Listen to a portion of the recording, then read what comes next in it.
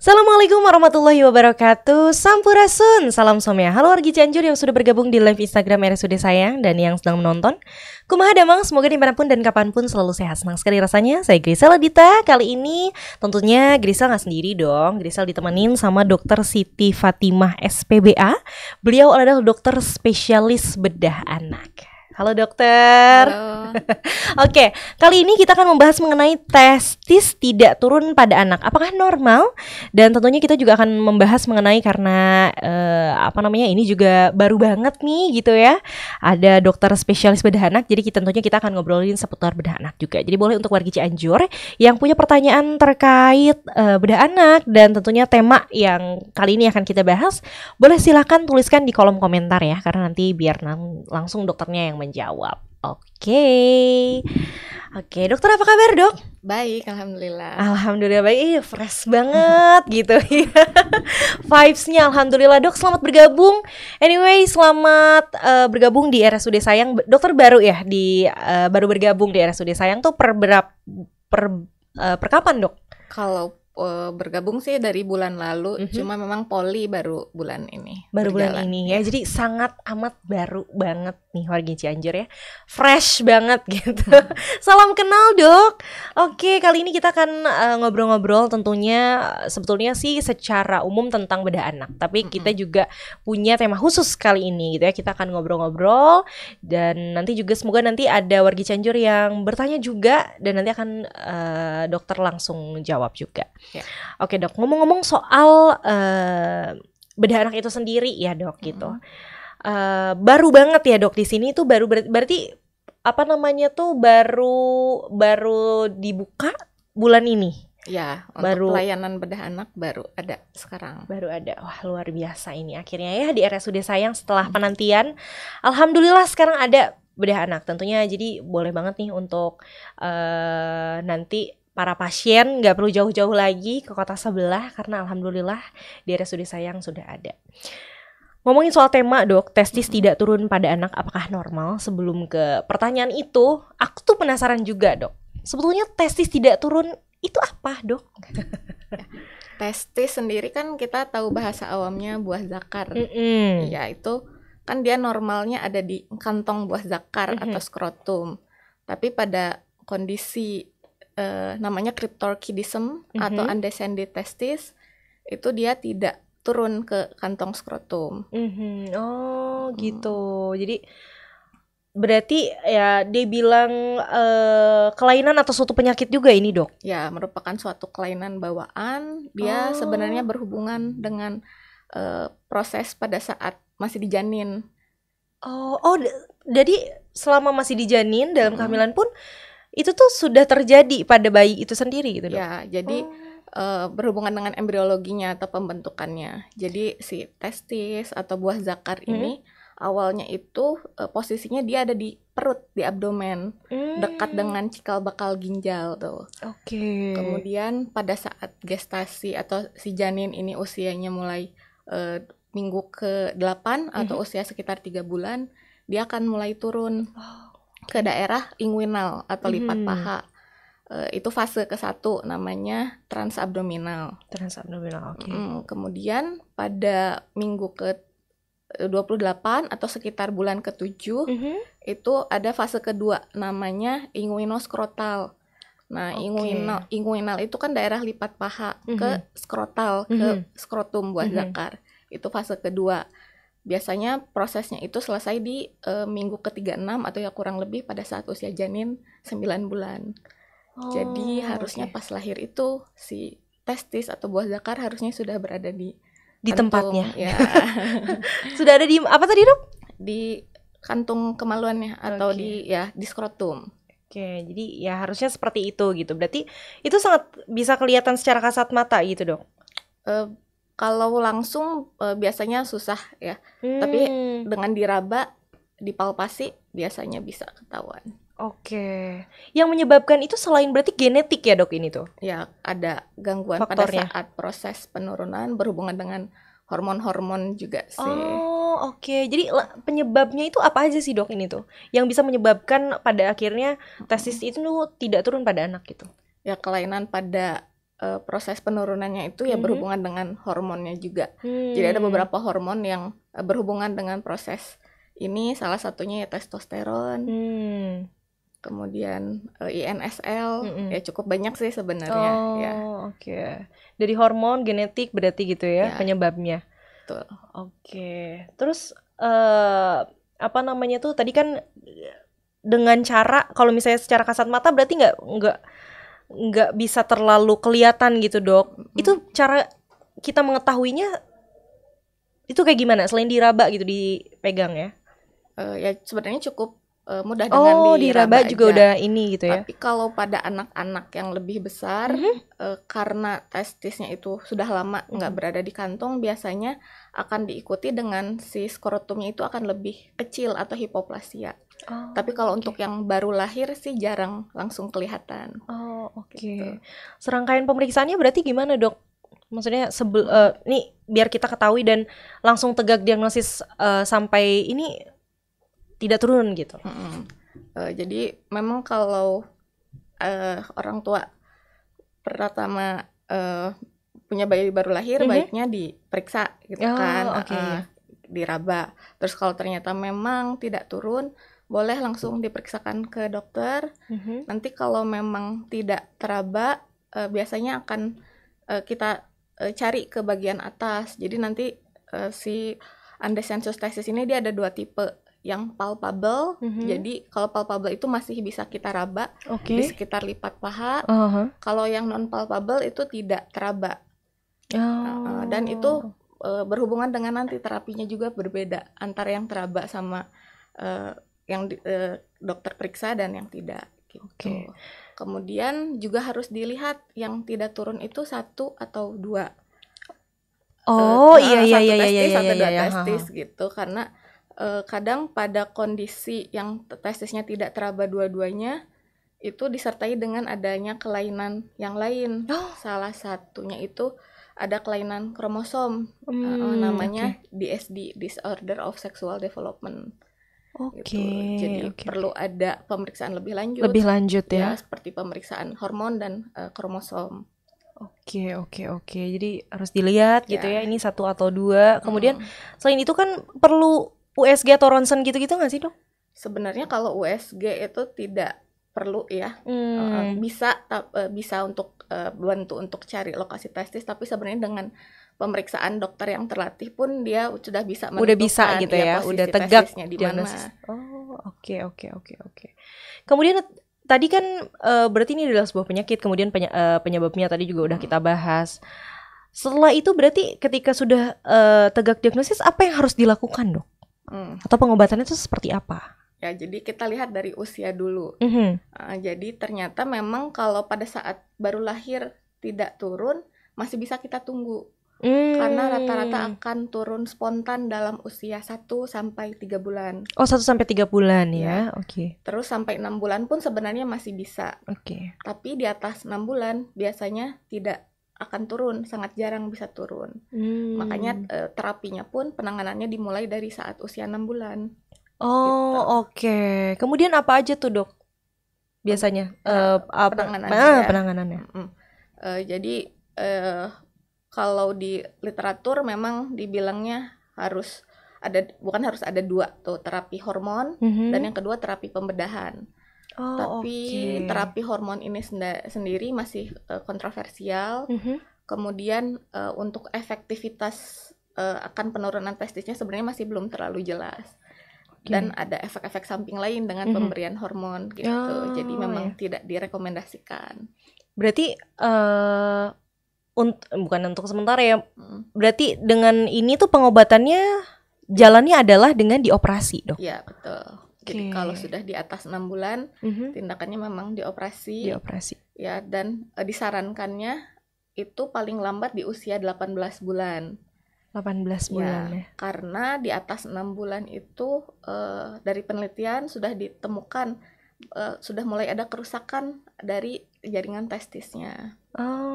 Karena kan ya kita tahu ya, testis itu fungsinya untuk produksi sperma. Jadi kalau ada kerusakan pada jaringan testis ya bisa berhubungan dengan nanti fertilitas atau kesuburan kedepannya. Kedepannya ya, ketika dewasanya gitu.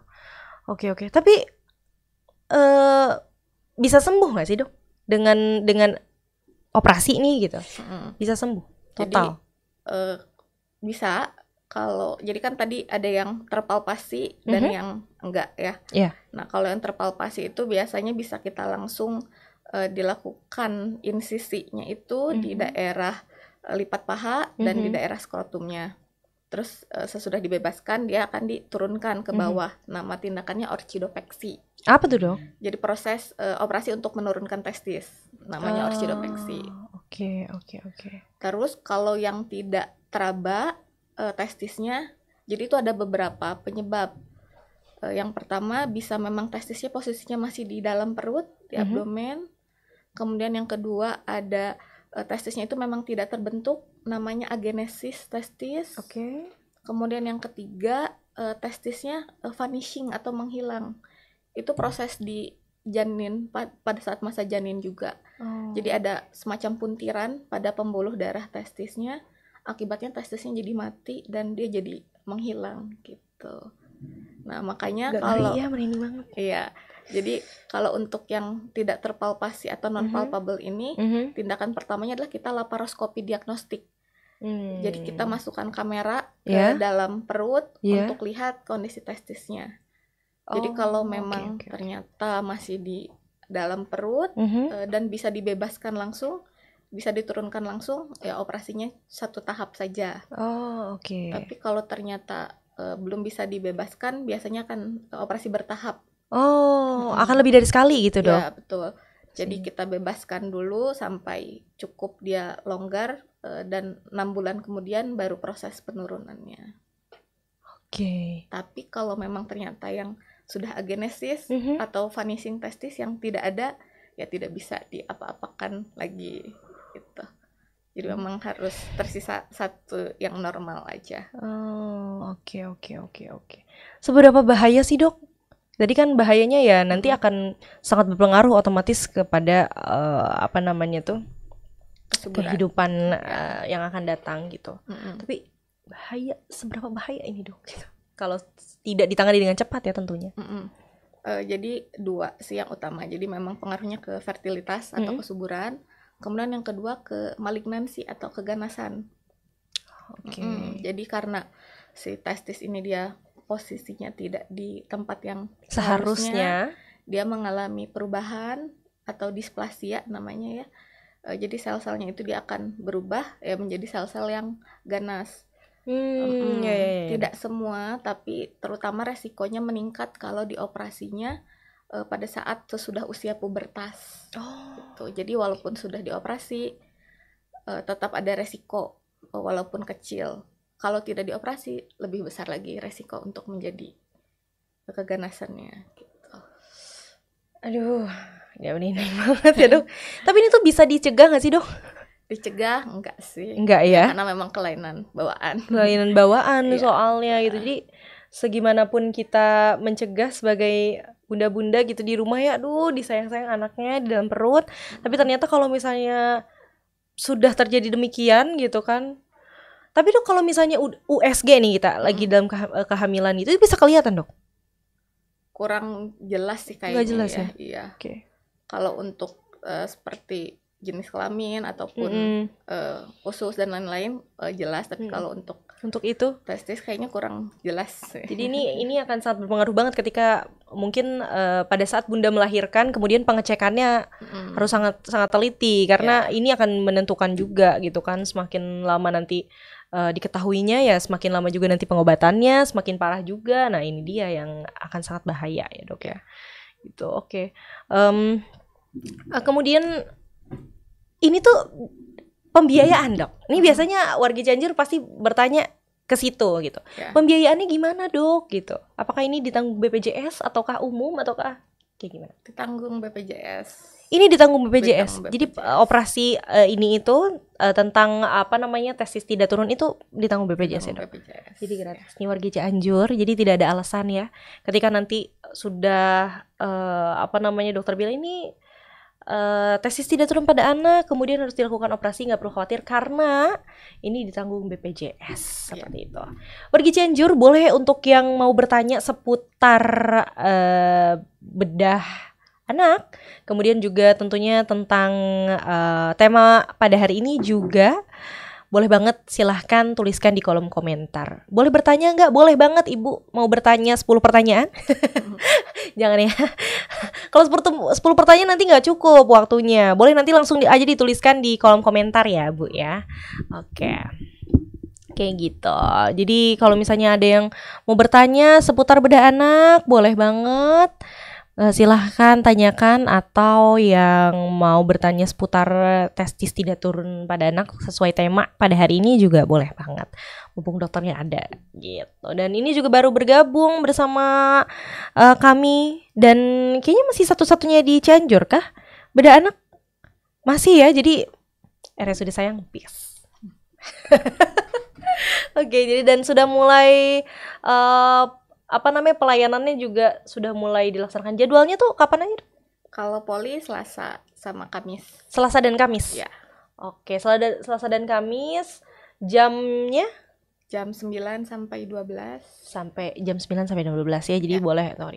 Nah kalau misalnya ke bedah anak sendiri nih dok, gitu kan, apakah nanti rujukannya langsung ke bedah anak, atau misalnya nanti ini langsung ke bedah dulu deh, atau ke anak dulu deh?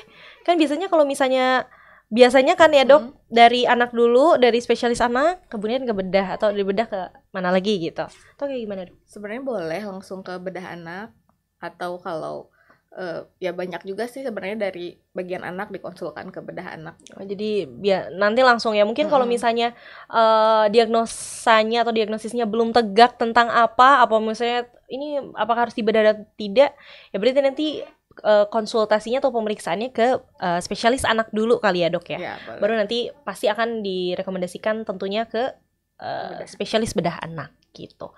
Kalau kemudian dok, kapan sih kita harus ke dokter bedah anak nih gitu? Ketika ini udah lihat kondisi seperti ini, selain apa yang harus diketahui oleh bunda-bunda di luar sana tentang otomatis ini anak cowok ya gitu, tentang ini. Ya, jadi kalau bedah anak sendiri kan sebenarnya cakupannya cukup luas ya. Jadi yang pertama kita menanganinya kelainan-kelainan bawaan atau kongenital. Kemudian kalau yang testis tidak turun ini mencakupnya ke bidang urogenital gitu. Jadi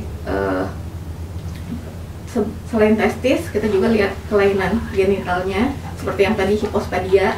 Hipospadia itu jadi lubang pipisnya dia tidak ada di ujung, tapi di bagian bawah penis tuh.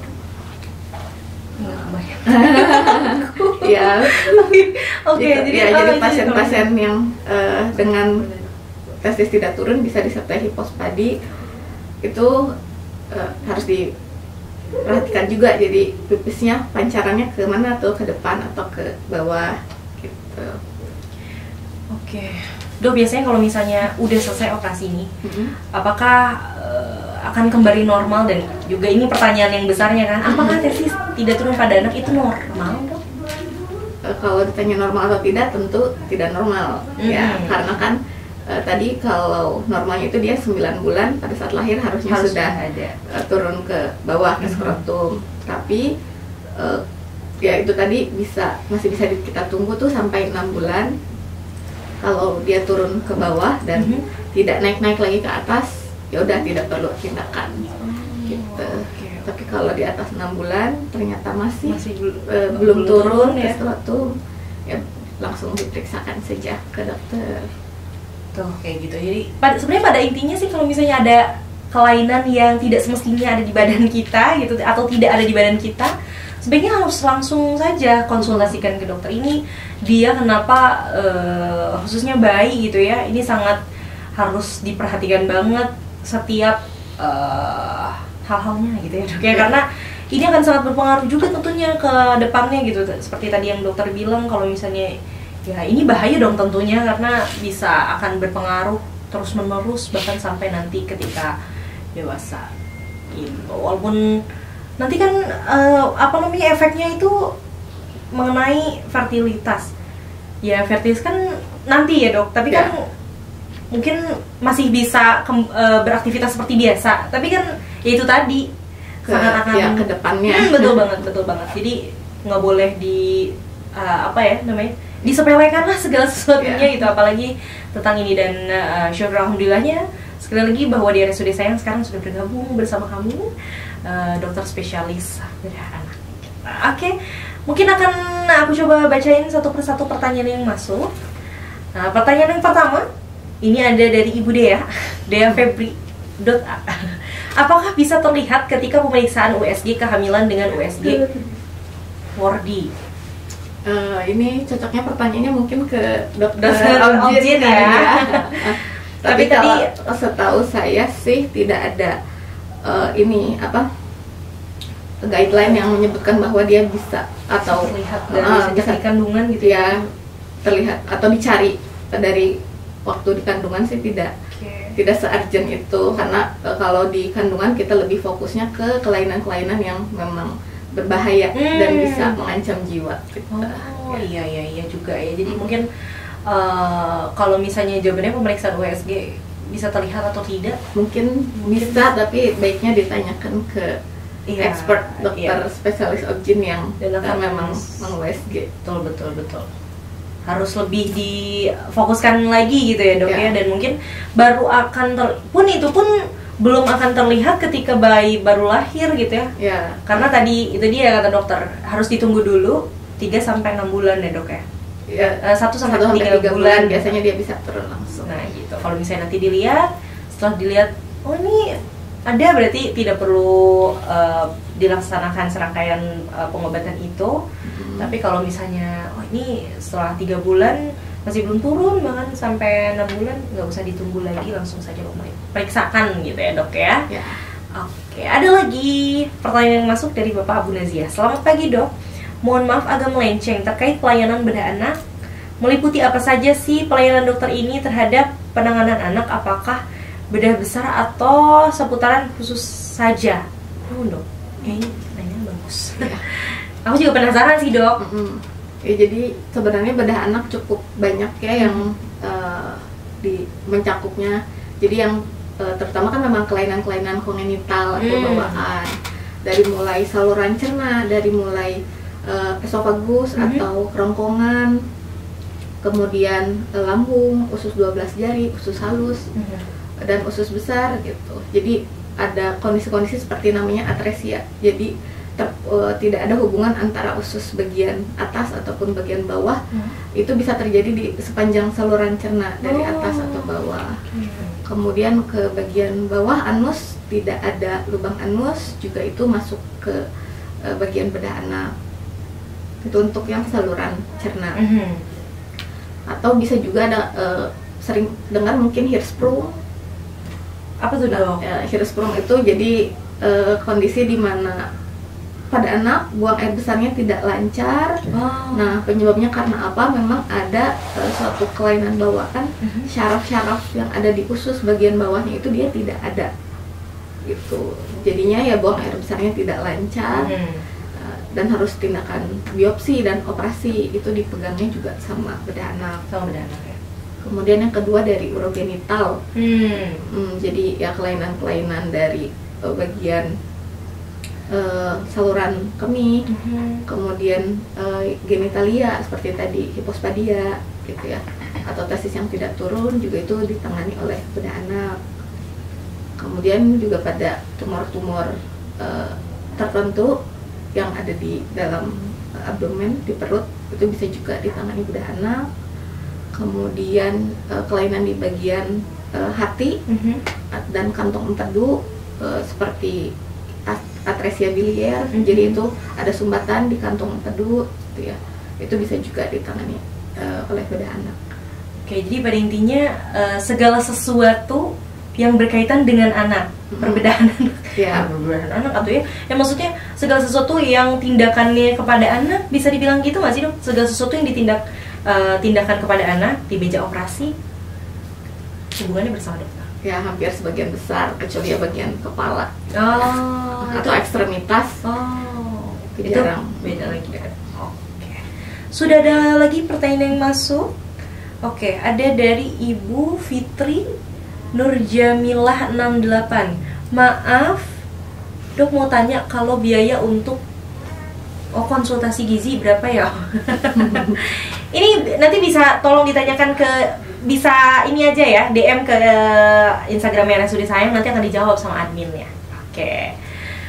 Kalau misalnya terkait pembiayaan untuk konsultasi bersama dokter spesialis bedah anak, tentunya sudah ditanggung oleh BPJS kah, dok? Ya, sebenarnya untuk sekarang belum bisa nih, 1-2 bulan ini kayaknya, tapi kedepannya insya Allah bisa. Ya, mudah-mudahan secepatnya ya, di-approve sama BPJS gitu. Ya, betul. Oke, semangat BPJS. Oke, mudah-mudahan kita doakan bersama. Semoga tidak lama dan seluruh pembiayaan ya gitu bisa ditanggung oleh BPJS. Ya. Gitu. Ada lagi pertanyaan yang masuk dari Bapak William 0506. Dok, jika ada pasien terdiagnosa testisnya tidak ada atau kelainan, bagaimana masa depan pasien tersebut? Apakah masih bisa membuat keturunan? Itu tadi sudah dijawab, tapi boleh dijawab lagi, dok. Jadi kalau testisnya tidak ada, kita lihat tidak adanya itu satu atau dua-duanya. Kalau ternyata masih ada satu, ya tentu masih bisa, tapi kemungkinannya lebih sedikit daripada yang punya dua testis ya? Gitu. Tapi kalau memang tidak ada dua-duanya ya tidak bisa. Karena kan satu-satunya lokasi untuk pembuatan sperma itu ya hanya dari testis. Tapi dok, kalau misalnya dua-duanya nggak ada, berarti apa yang bukan terjadi ya? Setelah itu apakah tetap dilaksanakan pengobatannya tuh nih udah nggak ada nih, dok, gitu ya?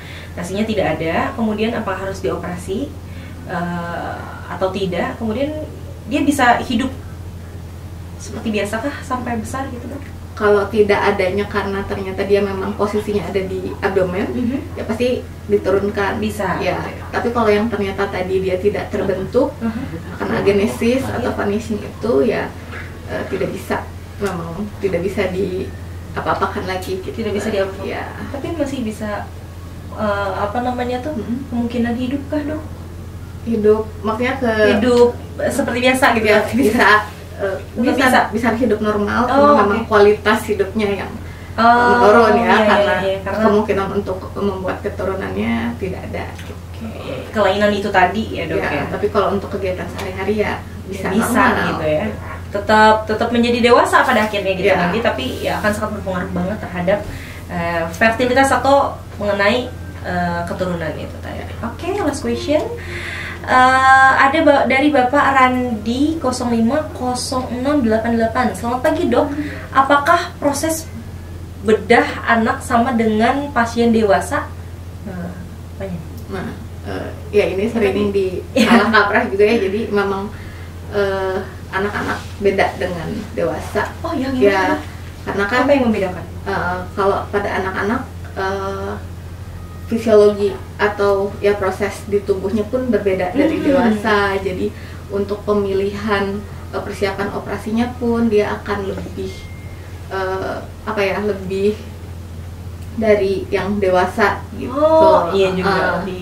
Ya jadi karena untuk cairan dan lain-lainnya pun harus benar-benar sesuai dengan berat badan. Oh iya gitu. Juga ya. Jadi kita diperhatikan ke situnya ya, dok.